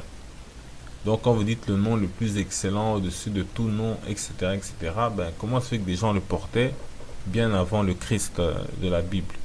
Bref, donc on poursuit. Il dit donc, Moïse eut pour successeur Jésus, fils de Navé, qui, ayant introduit sa nation dans la Palestine, s'empara de cette contrée et, déployant dans la guerre une valeur surhumaine, subjugua tous les indigènes, se rendit facilement maître de leur ville et s'acquit la réputation d'un général invincible. Alors toute la région maritime, qui s'étend depuis Sidon jusqu'aux frontières de l'Égypte, se nommait Phénicie. Elle avait de tout temps obéi à un seul roi. Ainsi que l'attestent tous les auteurs qui ont écrit sur les antiquités phéniciennes. Donc on nous explique que tous les Phéniciens étaient un seul peuple. Là vivaient un grand nombre de peuplades différentes, les Jerzéens, les Jébusiens et d'autres dont les noms sont inscrits dans les livres historiques des Hébreux. Point. On s'arrête là un instant pour dire que effectivement les Hétiens, les Jébusiens, etc., ce sont les tribus cananéennes. Donc ils sont un même peuple, mais ils sont plusieurs tribus, comme les tribus d'Israël, etc. Et ça c'est écrit dans la Bible, en effet, comme il le dit. Il poursuit en disant, lorsque ces peuples-là virent qu'elles ne pouvaient résister aux armes du conquérant, elles abandonnèrent leur patrie et se retirèrent d'abord en Égypte, mais s'y trouvant trop à l'étroit parce que depuis fort longtemps ce royaume était encombré d'une population considérable, ils passèrent en Afrique, occupèrent ce pays jusqu'au détroit de Cadix et y fondèrent de nombreuses villes dont les habitants parlent encore aujourd'hui la langue phénicienne. Ils construisirent aussi un fort dans une ville nommée alors Numidie, qui porte aujourd'hui le nom de Tigisis. Là, près d'une source très abondante, s'élèvent 2 colonnes de marbre blanc, portant gravé en lettres phéniciennes une inscription dont le sens est « Nous sommes ceux qui avons fui loin de la face du brigand Jésus, fils de Navé ». Dans la suite, ceux qui émigrèrent de Phénicie avec Didon allèrent retrouver les habitants de l'Afrique. Donc on nous dit que d'autres Phéniciens sont arrivés plus tard. Il continue en disant qu'ils leur étaient unis par la communauté d'origine. Donc il dit ils leur étaient unis par la communauté d'origine. Donc c'était d'autres Phéniciens qui n'étaient pas encore arrivés en Afrique, qui vont émigrer plus tard, mais ils ont la même origine. Il poursuit en disant et avec leur consentement, ils fondèrent Carthage. Donc Carthage, la ville de Hannibal. Et s'y établir, ces Carthaginois étant devenus dans la suite des temps puissants en nombre et en richesse, firent la guerre à leurs voisins qui, comme nous venons de le dire, étaient les premiers arrivés de Palestine. Et qu'on appelle aujourd'hui les Maures. Donc, les Carthaginois sont de la même communauté d'origine que les Maures, comme on vient de le lire. On continue, il dit, donc ils ont battu les Maures en plusieurs rencontres et les forcèrent à transporter leur foyer bien loin de Carthage. Donc ils se sont déplacés loin de Carthage. Plus tard, les Romains, après avoir subjugué les uns et les autres, assignèrent pour demeure aux Maures les régions les plus éloignées de l'Afrique habitable et soumirent aux tribus les Carthaginois. et les autres peuples libyens. Enfin, les Maures, après avoir souvent défait les Vandales, s'emparèrent du pays nommé aujourd'hui Mauritanie, qui s'étend depuis le détroit de Cadix jusqu'à la ville de Césarée et de la plus grande partie du reste de l'Afrique. Point. Donc vous voyez qu'ici, il nous dit depuis le détroit de Gibraltar, qui est autrefois appelé détroit de Cadix, puisque les Arabes n'étaient pas encore arrivés. C'est seulement, ça porte le nom de Tariq ibn Ziyad qui a conquis justement le détroit de Gibraltar, enfin l'Espagne, pardon, et qui porte donc le détroit de Gibraltar qui sépare l'Afrique et le nord et l'Europe, l'Espagne, s'appelle maintenant détroit de Gibraltar, alors qu'à l'époque c'était le détroit de Cadix. Et on dit que de là, du Maroc jusqu'en Libye, etc., aux frontières de l'Égypte, les Maures ont contrôlé toute cette région-là. Donc où sont maintenant les Maghrébins, etc., qui prétendent qu'ils n'ont rien à voir avec toutes ces régions-là? Enfin bref, ici maintenant, on comprend clairement que Carthage a été fondée par des Phéniciens de la même origine que les Maures. Mais Procope de Césarée nous donne maintenant la couleur de ces Maures, la couleur de peau. Et pour ça, on va aller dans une ancienne version, dans une autre version de ce livre de Procope d'Alexandrie, de Césarée, puisque la version internet a en fait changé, comme on l'a déjà répété à plusieurs reprises, le terme noir en basané.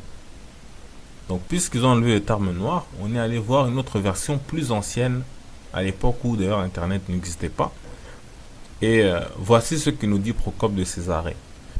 Donc il nous dit: ce prince m'a assuré plusieurs fois qu'au-delà des terres qui lui appartenaient, il y avait de vastes solitudes au bout desquelles il y avait des peuples qui n'étaient pas noirs, comme les Maures. Donc il répète: ce prince m'a assuré plusieurs fois qu'au-delà des terres qui lui appartenaient, il y avait des vastes solitudes au bout desquelles il y avait des peuples qui n'étaient pas noirs comme les Maures, mais qui avaient le teint blanc et les cheveux blonds. Point. Donc, je crois que les choses sont assez claires. Les Maures, selon Procope de Césarée, qui sont venus des Cananéens, de Palestine, de Syrie, etc., Phéniciens se sont installés, ils ont fondé Carthage, ils ont été battus par les Romains. Et il nous dit que ces Maures-là, qui contrôlent à son époque une grande partie de l'Afrique du Nord, étaient noirs. Donc il ne fait aucun doute que le général Hannibal de Carthage, le stratège phénicien, était bel et bien un homme noir, et que contrairement à ce que disent les racistes sur Internet, le fait de mettre Hannibal noir au cinéma, ce n'est pas juste de la discrimination positive. C'est, voulu ou non, simplement restaurer les faits historiques. Et on l'a vu avec d'autres Phéniciens. Donc voilà, donc cette vidéo-ci s'achève. Paix, vie, force et santé en salutation. Qu'il s'agissait des esclaves, que c'était quasiment de la capitulation de la part des Nubiens vis-à-vis des Arabes, et il se trouve que les suiveurs de notre époque aussi suivent cet avis-là. En réalité, l'objectif de ces tromperies était d'entretenir le mythe du noir éternel esclave maudit par Noé et qui se soumet même quand il gagne. Pourtant, les faits historiques montrent que ce sont les Nubiens qui ont à plusieurs fois brisé ce pacte-là de non-agression. Par exemple, Wikipédia nous dit, donc lorsque l'on tape année 748 dans le monde musulman, on nous dit: lorsque le wali d'Égypte fait arrêter le patriarche d'Alexandrie, le roi nubien copte de Dongala, Syriacus entre parenthèses, franchit la frontière à Assouan et s'avance jusqu'à Phostat. Le patriarche est libéré et le traité de paix est reconduit entre la Nubie et l'Égypte. Point. Fin de citation. Donc Phostat, c'est la capitale de l'Égypte à l'époque. Et cette histoire a lieu en 748, c'est-à-dire 100 ans après la signature du pacte. Et on nous dit que les Nubiens sont allés jusqu'à la capitale. Ce récit est bien connu et il nous est raconté dans les sources musulmanes, ottomanes, nubiennes et coptes. Les archives coptes disent du roi syriaque de Makuri que aucun des rois de la terre ne peut se dresser contre lui. Lisons un peu ce que nous dit la version éthiopienne du récit, certes un peu romancé, mais qui nous traduisent clairement ce qui s'est passé. C'est en son temps du roi Saifa Arad que le roi des musulmans appelé Marwan al-Gadin, entre parenthèses Marwan II, le dernier calife omeyyade, fit enchaîner Abba Michael, 46e patriarche d'Alexandrie. Le roi avait demandé au patriarche « Apporte-moi beaucoup d'argent » et Abba Michael lui avait répondu « Je n'ai ni or ni argent à te donner ». C'est pourquoi le roi le fit enchaîner.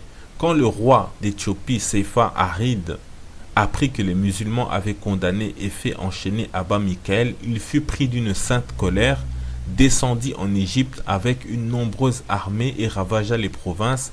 Apprenant l'arrivée du roi d'Éthiopie, le roi des musulmans lui écrivit « Quand tu recevras mon message, j'aurai fait relâcher le patriarche, sinon malheur à moi. » Il fit relâcher le patriarche, le combla d'honneur et de présents en or et en argent. Saifa Arid rentra tranquillement chez lui. Point.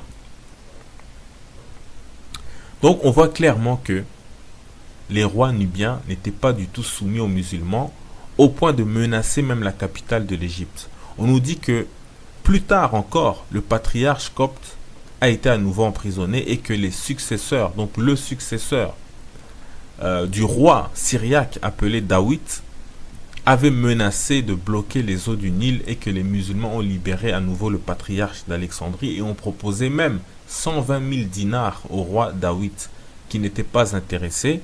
Donc il a montré ainsi que son royaume était suffisamment riche, n'avait pas besoin de prendre cet argent-là.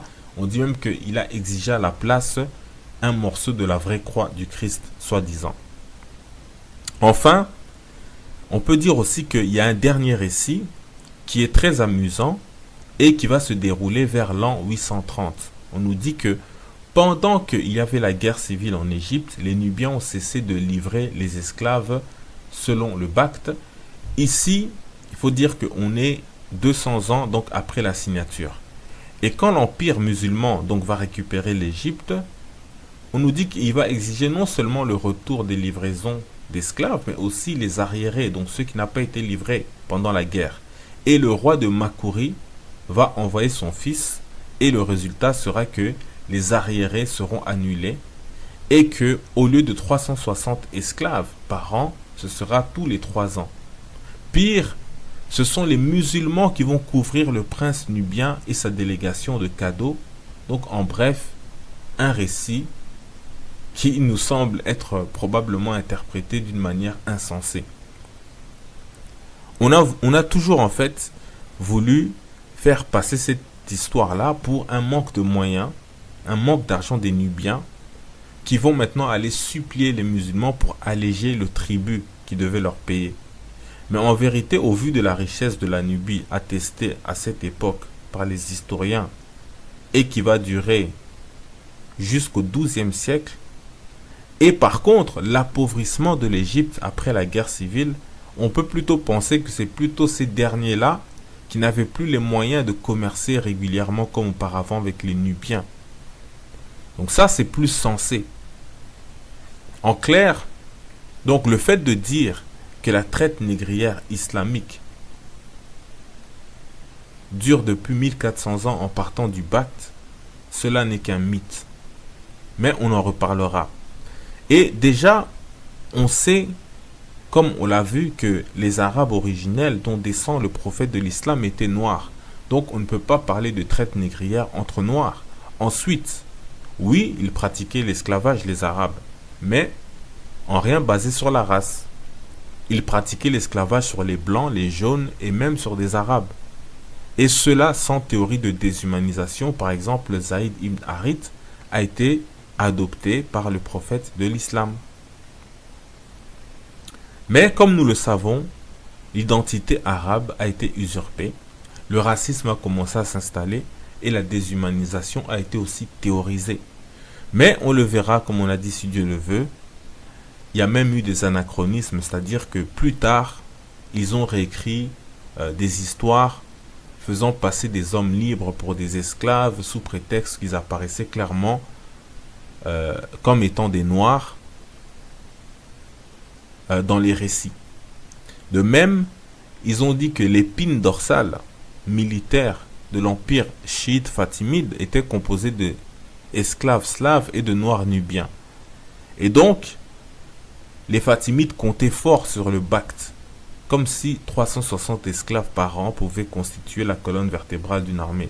Encore des propos insensés. Enfin bref, tout cela pour dire que louange au créateur de l'univers, salutations de paix, de vie, de force et de santé à tous. Dans cette vidéo, on va parler un peu de la traite négrière dite arabo-musulmane, appelée aussi traite orientale et qui aurait duré 1400 ans. Mais notre sujet principal sera l'épreuve de la noirceur des Phéniciens et des Maures. En fait, les deux sujets sont intrinsèquement liés car ils permettent en partie de répondre à la question où sont passés les Arabes noirs descendants de Ismaël et du prophète Muhammad qui, comme le veut la prophétie biblique et coranique, devaient aussi subir 400 ans d'esclavage avant leur renaissance. Sans tarder, on va parler de la fameuse traite négrière, donc dite arabo-islamique, et voir que ce sujet nous est présenté sur base d'un mythe diaboliquement orchestré pour cacher l'identité noire, entre autres, des authentiques arabes et du prophète Muhammad lui-même. On tient tout de suite à signaler que certaines informations ont été détaillées dans d'autres vidéos, donc à chacun sa responsabilité d'aller regarder ou non, puisque sur ce sujet, on ne répondra pas aux questions dans les commentaires quand les réponses ont été données ailleurs. Ensuite, on tient aussi à signaler que la traite orientale a bien existé et qu'elle a été horrible, mais non seulement elle n'a pas grand-chose à voir avec la traite transatlantique à la base, qui est la pire de toutes, mais aussi elle n'est pas ce qu'on cherche à nous faire croire, à savoir donc une traite négrière. En tout cas, elle ne l'était pas à l'origine. Mais avant tout, voyons comment on nous la présente. Alors je dénonce une injustice. La traite orientale dépasse la traite transatlantique. L'une a duré 14 siècles et la deuxième 4. Minimiser l'une ou l'autre, c'est inacceptable. Sans les stigmates, on nous parle de Gore et jamais de Zanzibar. La traite orientale, celle qui a perduré dans l'histoire. Des esclaves qui travaillaient dans les chantiers hydrauliques, des esclaves qui travaillaient dans les mines de sel. La recherche aujourd'hui montre qu'ils existaient non seulement dans les demeures bourgeoises, mais qu'ils existaient aussi dans les campagnes, et qu'ils étaient employés non seulement en tant que travailleurs domestiques, mais aussi en tant que travailleurs productifs, sans parler de l'armée, etc. Cette traite a duré pas moins de 1400 ans, du 7e au 20e siècle. Une traite... Mais c'est avec l'invasion arabe, en fait, en 652, que le général et émir Abdallah Ben Saïd avait imposé au roi nubien Khalidura en 652 ce qu'on appelle le Bakht. C'était un accord par lequel le roi nubien s'engageait à livrer annuellement un lot de 360 captifs bien portants et qui étaient destinés à être réduits en esclavage dans le monde arabo-musulman. Là aussi une précision, quand je dis arabo-musulman, c'est que ce Bakht qui est parti du Darfour engendrera un trafic qui deviendra à la fois transaérien et oriental et allait impliquer de plus en plus de peuples et de régions qui débordaient largement l'univers arabe. Les négriers qui ont trempé étaient des Maghrébins, ils étaient des Turcs sous l'Empire ottoman ou des Iraniens. On a même trouvé des milliers de ces captifs vendus par les Arabes jusqu'en Inde, puisque le roi du Bengale en possédait près de 8000 au milieu du XVe siècle. Et comme le seul point commun entre tous ces peuples négriers était la religion, je ne peux pas ne pas... Si la traite transatlantique a été qualifiée et reconnue à juste titre comme un crime contre l'humanité, ce qu'il faut dire, c'est que celle pratiquée par les arabo-musulmans fut un véritable génocide. Parce que le sort qui était réservé en fait aux captifs africains apparaît aujourd'hui avec le recul comme une sorte d'extinction ethnique à terme, mais programmée par castration massive. Et on sait aujourd'hui qu'ils ont pratiquement tous disparu, en dépit des masses énormes d'Africains déportés dans les pays arabo-musulmans. Voilà pourquoi j'ai préféré utiliser le terme de génocide. Parce que si vous avez 17 millions de déportés et que par la castration massive, vous n'avez qu'une minorité de Noirs qui réussit à survivre en terre d'islam, alors que de l'autre côté, je parle de la traite transatlantique, vous avez aujourd'hui 70 millions d'individus qui sont descendants ou métis d'Africains qui peuplent le continent américain, des États-Unis jusqu'au Brésil, passant par les îles de la Caraïbe. Donc pour un peu résumer, cette traite a duré 1400 ans. Elle se poursuivra encore dans certains pays comme la Mauritanie. Elle fut génocidaire et aurait débuté en 652 après la signature du Pacte, qui est un traité entre les Arabes et les Nubiens, qui sont des Noirs du Soudan, et ce traité exigeait la livraison de 360 esclaves nubiens par année, et cela va durer près de 700 ans, mais que aussi les Arabes n'hésiteront pas cependant à enlever régulièrement, à faire des razzias, pour prendre des esclaves en plus de ceux qui reçoivent de ce traité. Et c'est justement là que nous avons déjà un premier problème. On essaye de nous présenter le fameux traité Pacte comme un traité esclavagiste qui a été imposé aux Nubiens par l'empire arabo-islamique représenté par l'Égypte. Or, cela est totalement faux puisque ce Pacte fait suite à la deuxième bataille du Dongala où les musulmans ont essayé d'envahir la Nubie makourite et ont été vaincus pour la seconde fois. Même Wikipédia en anglais vous donne les résultats de la bataille. Dans l'encadré à droite, il est écrit victoire de Makuri et signature du Pacte. Donc comment les perdants auraient pu imposer un traité esclavagiste aux vainqueurs? Ensuite, aucun des auteurs ayant parlé du Pacte n'a pu voir ce document de ses propres yeux, donc d'où résulte tout le flou qui existe à son sujet.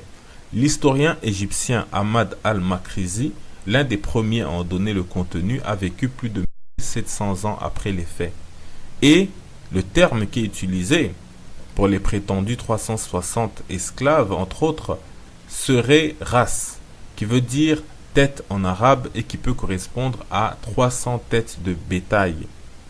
D'autant plus que on sait qu'il existe des termes précis en arabe pour désigner un esclave et que, par exemple, on a Abid, que tout le monde connaît comme Abdallah, Abdel un tel, qui veut dire serviteur. Mais bon, ils auraient utilisé ras qui veut dire tête. Et aussi, on sait que les autres dispositions du Pacte parlent d'obligations mutuelles, donc pour les deux parties, notamment commerciales. Et sachant que la Nubie était riche en bétail, donc cela ne nous surprendrait pas que ce soit plutôt un pacte de non-agression et un traité plus commercial. Malgré tout, Al-Makrizi en déduit, en gros, on a exactement la même chose que dans la Bible. En clair, donc on comprend qu'ils sont tous noirs. Récemment, la chaîne américaine History Channel a diffusé un documentaire sous forme de série TV où un acteur noir joue le rôle du plus célèbre de tous les Phéniciens, à savoir le général Hannibal Barca, qui est tout simplement reconnu comme l'un des plus grands stratèges militaires de l'histoire. Il est l'homme qui a failli détruire Rome. En fait, les Noirs éveillés ont depuis longtemps représenté Hannibal. Même Marcus Garvey le savait il y a 100 ans en disant qu'il était noir, tout simplement parce qu'il est cananéen et on a vu ce qu'on en dit dans la Bible. Pourtant, il n'existe pas vraiment de description physique antique de Hannibal qu'on a retrouvé. Mais, par contre, on savait dans l'Antiquité que les Phéniciens étaient noirs. D'ailleurs, il existe par contre une description d'un autre des plus célèbres Phéniciens, à savoir le philosophe Zénon. Wikipédia nous dit Zénon de Cityon, né à Cityon, donc Chypre, et un philosophe d'origine phénicienne, fondateur en moins 301 du stoïcisme.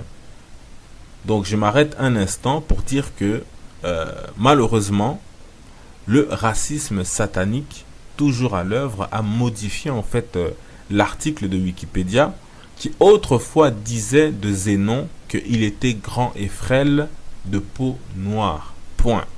Maintenant, noir a été remplacé par basané. Bon, c'est pas grave. Le site histophilo.com est resté plus honnête. On ne sait pas pour combien de temps, mais en attendant, lisons. On nous dit: fils d'un riche marchand phénicien installé à Chypre, Zénon est décrit comme un homme grand et frêle de peau noire. Point. Donc, c'est le site Histophilo. C'est un site probablement fait par des blancs. Donc, les choses sont claires. Zénon est phénicien et comme par hasard, il est décrit comme noir. Et d'ailleurs, Diogène Laërce ajoute que sa noirceur et sa maigreur ont fait qu'il était surnommé fleur d'Égypte. Donc, ça nous ramène aussi que l'Égyptien était noir, comme on le sait déjà. Et voici quelques représentations des anciens Phéniciens.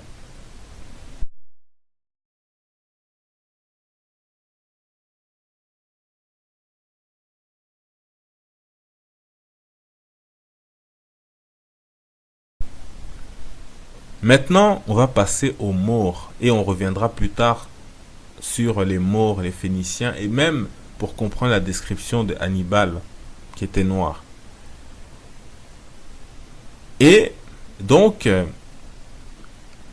les premiers arguments qui vont suivre, il faut dire que ces arguments-là proviennent du livre Bulletin et Mémoires de la Société d'Anthropologie de Paris, tome 4. D'ailleurs, au passage, quand j'y pense, donc pour ceux qui veulent lire plus sur le bac, c'est donc le traité soi-disant esclavagiste des Arabes qui ont imposé ça aux Nubiens, ben, ils peuvent aller lire les articles qui apparaissent en lien à l'écran ou bien sous la vidéo et donc sur d'autres sujets aussi. Donc on dit que les arguments qu'on va présenter là, les premiers, proviennent du livre Bulletin et Mémoires de la Société d'Anthropologie de Paris, tome 4, version 1903. Donc c'est un livre qui est paru à une époque extrêmement raciste. Nous, on n'était pas là. Donc c'est pas nous qui avons influencé ce que vous allez entendre. D'ailleurs, on était tous colonisés, esclavagisés, etc. Bon, la partie qui nous intéresse s'intitule Étymologie et définition diverses du nom de Maure. Donc par Adolphe Bloch ou Bloch. Tout d'abord, l'auteur nous indique qu'il a trouvé au moins 5 définitions. On vous met toutes les définitions à l'écran sans les lire, sauf la suivante qui nous intéresse. Isidore de Séville, donc il nous dit que c'est l'étymologie grecque, donc Isidore de Séville, 6e siècle après l'ère chrétienne, rapporte que les Maures étaient ainsi appelés par les Grecs à cause de leur couleur. Car chez les Grecs, dit-il, Mauritia signifiait noir. On rappelle que Isidore de Séville naît au 6e siècle et l'évêque de Séville en Espagne. C'est un spécialiste de l'étude des mots. Il a écrit une œuvre en 20 volumes sur le sujet. Et c'est ce qui nous dit, qui est très important à savoir, que les Grecs appelaient les Maures à cause de leur couleur de peau, car ce mot veut dire noir. Or, les Grecs, c'est des siècles avant l'islam. Et lui-même a vécu un siècle avant la conquête de l'Espagne par les Maures musulmans. Et déjà, il nous dit que ce nom-là veut dire noir. Donc, lui-même, il a vécu en Espagne. Hein. Et donc, il n'avait même pas encore été attaqué par les musulmans. Donc, maintenant, poursuivons avec Adolphe Bloch, qui ensuite va, avec des arguments clairs et logiques, écarter en fait les 3 ou 4 autres interprétations du mot Maure pour ne garder que l'interprétation grecque que nous avons lue. Et ensuite, il apporte des faits pour le soutenir. Donc, vraiment quelques faits. Et à l'écran, vous voyez les arguments qu'il donne, etc. Mais bon, on va pas lire tout ça pour pas perdre de temps. Donc, il nous dit, reste donc l'étymologie grecque noire. Et c'est celle qui paraît la plus vraisemblable. En effet, les Grecs donnèrent par synecdoche le nom de Maurussia à l'extrémité occidentale de l'Afrique, sans doute parce qu'ils y rencontrèrent beaucoup d'indigènes au teint foncé, semblables à ceux que l'on y voit encore aujourd'hui. Et c'est pour cela aussi que le périple d'Anon y signale des Éthiopiens, c'est-à-dire des Noirs comme les Mauriciens. Entre parenthèses, on ne sait pas si c'est lui qui a mis ce commentaire-là, mais ça revient à chaque fois, et ça c'est un commentaire raciste qui dit « ce qui ne veut pas dire que ces Éthiopiens étaient de véritables nègres ». Donc quand ils disent nègres, ils parlent plus des Noirs qui sont en Afrique centrale, en Afrique de l'Ouest, etc. Et puis ils les séparent avec les Noirs éthiopiens, somaliens, soudanais, etc., etc., Tutsis. Donc ça c'est juste des séparations racistes, mais on verra comme à la fin, donc vers la fin de cette vidéo, que finalement ils sont les mêmes à les confondre, mais là c'est juste des commentaires racistes comme on en a vu, comme on en reverra encore. Il nous dit: voici maintenant l'opinion des anciens sur l'origine des Maures. Strabon rapporte que certains auteurs voient dans les Mauriciens les descendants des Indiens qui vinrent en Libye à la suite d'Hercule. Si cette supposition n'indique pas l'origine réelle des Maures, elle montre du moins que ceux-ci étaient de couleur foncée comme les hindous. Salluste, comme nous le savons, prétendait que les Maures étaient d'origine mède. Donc ça veut dire que les Mèdes, les Perses étaient aussi noirs. Procope croyait qu'ils étaient d'origine cananéenne et le géographe arabe Edrissi le copie en rapportant que les peuples d'origine berbère habitaient anciennement la Palestine à l'époque où régnait Djalout, donc Goliath. D'autres écrivains arabes pensent au contraire que les berbères étaient venus de l'Arabie. Quoi qu'il en soit, donc il dit quoi qu'il en soit, les auteurs anciens ainsi que ceux du Moyen-Âge et même ceux des temps modernes ont toujours considéré le Maure comme étant un type de couleur foncée. Donc vous voyez que par là, quand il dit les Arabes, les Palestiniens comme Goliath, les Mèdes, etc., on veut tous dire qu'ils étaient tous des Noirs. Donc il continue, il dit bien que il connaissait aussi des indigènes africains de couleur claire ou basanée. Donc c'est-à-dire que malgré que dans ces régions-là commençaient déjà à vivre des gens au teint plus clair, les Grecs ont quand même cependant donné ce terme Maure ou noir aux gens parce que c'était la plupart des habitants qui étaient noirs. Et ceux qui étaient clairs, on avait compris que ce n'était pas les indigènes ou quoi que ce soit. Donc ainsi, on nous dit, Procope décrit les Maures comme étant noirâtres. Cresconius Corripus, africain lui-même, 6e siècle, leur assigne une face noire. Donc inutile, je pense, de multiplier les preuves à ce sujet. Il dit, dans la langue française et dans d'autres langues européennes, le mot Maure s'est conservé avec la même signification. Ainsi, le mot français Maurico signifie, comme on le sait, celui ou celle qui a le teint foncé. Un cheval cope de Maure est un animal à tête noire, etc. Bref. Ensuite, il nous dit, à propos des Maures d'Espagne, on lit dans le même dictionnaire, nous avons appelé Maure ou Maurus, non, ou Maure, enfin Maure ou Maure, les Arabes qui avaient conquis l'Espagne parce qu'ils venaient de la Mauritanie, c'est-à-dire du pays des Noirs ou Noirâtres. Il dit, on a même donné le nom Maure, et là encore il revient au racisme, donc il dit, on a même donné le nom Maure aux véritables nègres. Ainsi, Semmering illustre anatomiste qui était aussi anthropologiste, écrivit un important mémoire sur les différences corporelles du Maure et de l'Européen. Or, c'est du nègre qu'il s'agissait. Shakespeare, dans sa célèbre tragédie Othello, ou le Maure de Venise, a représenté ce personnage sous les traits du nègre. Mais la dénomination de Maure a encore une autre signification. Ainsi, en 1777, De Brosse écrivait à ce propos Maure dans sa vraie signification actuelle, donc à son époque au XVIIIe siècle, désignait tout peuple noir ou basané faisant profession de mahométan, donc de l'islam.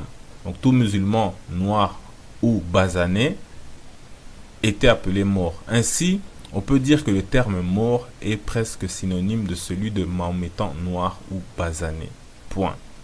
Donc on a vu ici que l'auteur nous fait comprendre à la fin que ce terme-là de Maure s'est généralisé. Et maintenant il désigne tout musulman, voire même tout habitant de l'Afrique du Nord. Donc on voit clairement que ce mot à l'origine désigne des Noirs. Et là ce sont les propos d'un homme raciste à une époque raciste. Donc on est au tout début du siècle passé. Dans le site Le Carrefour de l'Islam, on cite un midrash, donc un commentaire juif de la Bible par Jacob ben Isaac, homme du XVIIe siècle, qui à propos de la jeunesse nous dit: c'est pourquoi Cham voulut effacer le déshonneur de sa femme, pourtant le Saint béni soit-il le punit. Tous les enfants de Cham furent noirs comme les Maures. Furent noirs comme les Maures. Point. Donc bien entendu, bon, on sait que c'est un mensonge, la soi-disant malédiction de Cham, mais ce qui nous intéresse ici, c'est qu'on voit bien qu'une fois encore, même chez les Juifs, dans ce site musulman, les Maures sont des Noirs. Donc c'est un fait clair et net qui était établi de tout temps. Voyons quelques hommes célèbres maintenant dans l'histoire qui ont été surnommés le Maure parce qu'ils avaient justement le teint noir ou foncé. On dit Ludovic Sforza.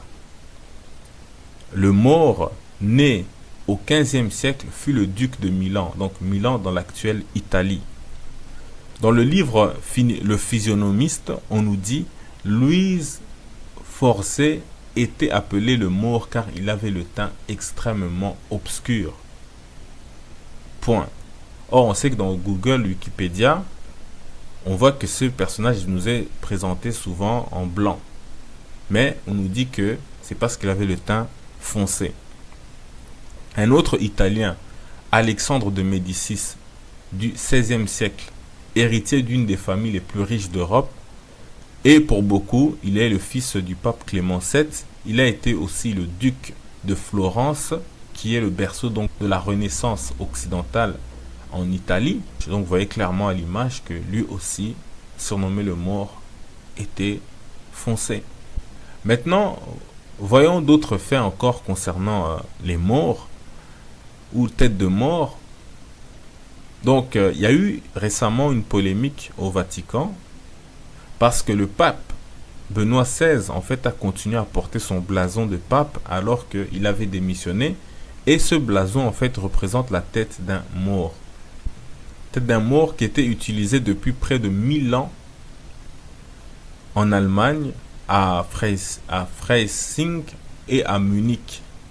Donc certains disent que c'est en l'honneur en fait de l'évêque qui a converti cette région que on a gardé cette tête-là, et d'autres disent qu'on cherche à faire passer les Noirs pour des éternelles victimes et esclaves des peuples parce que c'est inacceptable d'imaginer que la Nubie noire, l'Éthiopie aksumite noire ait résisté aux musulmans alors que l'Empire romain byzantin, l'Empire perse ainsi que le nord de l'Afrique, l'Espagne, etc. sont tombés comme des feuilles mortes et les Noirs tombent facilement dans le piège. Par exemple, lorsque Type, qui est un Noir, va chercher d'autres Noirs en esclavage au Congo, lui il est originaire de Zanzibar, on parle de traite arabo-musulmane, traite négrière arabo-musulmane. C'était de l'esclavagisme, on est d'accord. Mais on a l'impression que Type était un arabe blanc ou je ne sais quoi, qui venait prendre les Noirs alors que lui-même il était noir. Dans ce cas-là, vous allez accuser qui? En tout cas, bref. Nous disons simplement que tout cela, comme on l'a dit, c'est pour cacher qu'au départ, tous les acteurs des premiers rôles étaient noirs. Et cela nous permet d'enchaîner sur notre deuxième sujet. Et d'ailleurs, il faut que vous sachiez que les Perses, les Slaves, etc., ils ont été esclaves. Mais ils ne cherchent même pas à faire la publicité. Parce qu'ils ne veulent pas justement trop mettre en avant cette image-là d'humiliation. Les Turcs, etc. Ils ont tous connu le même sort. On l'a dit, les Arabes eux-mêmes. Mais bon, dans tous les cas, comme on a dit, les Noirs étaient à la base. Mais ça n'avait rien à voir avec tout ce qu'on nous raconte, esclavagisme, de ceci, de cela. Mais cela nous permet donc d'enchaîner sur notre deuxième sujet. Donc les preuves de la noirceur des Phéniciens et des Maures. Comme vous savez probablement, les musulmans ont conquis l'Espagne, le Portugal. Ils sont même allés jusqu'au nord de la France dans leurs incursions. Or, les Européens les ont appelés Maures et Sarrasins. Mais aujourd'hui, on veut nous faire croire que les Maures originels sont des Blancs, que les Berbères originels sont des Blancs, comme ils ont dit des Arabes, des Juifs, Égyptiens, etc. Donc en bref, du déjà vu. Alors, comme on a fait pour les cas précédents, on va démontrer que ils étaient noirs. Et comme on ne peut pas parler des Maures sans parler des Phéniciens, on va donc faire d'une pierre deux coups. Et on précise que notre méthode est de toujours chercher à aller au plus profond dans l'Antiquité et de progresser dans le temps sur des milliers d'années et voir s'il y a oui ou non une cohérence. Par exemple, pour l'Égypte, on a les statues des pharaons, la Bible, les anciens Grecs, les Romains, les pères de l'Église, les Juifs comme Rachi, la mission napoléonienne, etc. Donc sur près de 3000 ans en continu, les Égyptiens étaient vus comme étant des hommes noirs par différents peuples de différentes cultures et religions. Donc qu'en est-il des Maures et Phéniciens? De ce fait, donc, on invite ceux qui disent qu'ils étaient des Blancs à nous faire le même exercice pour voir s'il y a une cohérence sur des milliers d'années. Donc, qui sont les Phéniciens qui sont aussi des Maures? Eh bien, pour cela, commençons par la Bible, où les Phéniciens sont des Cananéens. On nous dit, Genèse chapitre 10, verset 6, les fils de Cham firent Coush, Misraïm, Pout et Canaan. Point. Donc Canaan est bel et bien le fils de Cham, dont tout le monde, ou presque, même les racistes, s'accordent pour dire qu'il est noir. Donc pour plus de détails, vous n'avez qu'à aller voir nos anciennes vidéos. Ensuite, plus important, la Bible nous dit, Genèse chapitre 10 au verset 15, Canaan engendra Sidon, son premier-né. Point.